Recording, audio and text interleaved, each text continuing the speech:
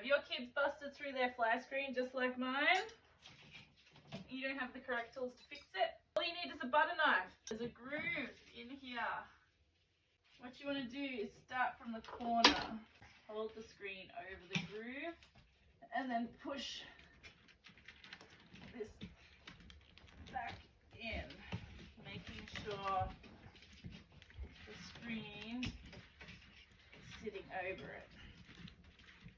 Once you have it in a little bit, get your butter knife, preferably with a rounded edge. Push it into there. Woo!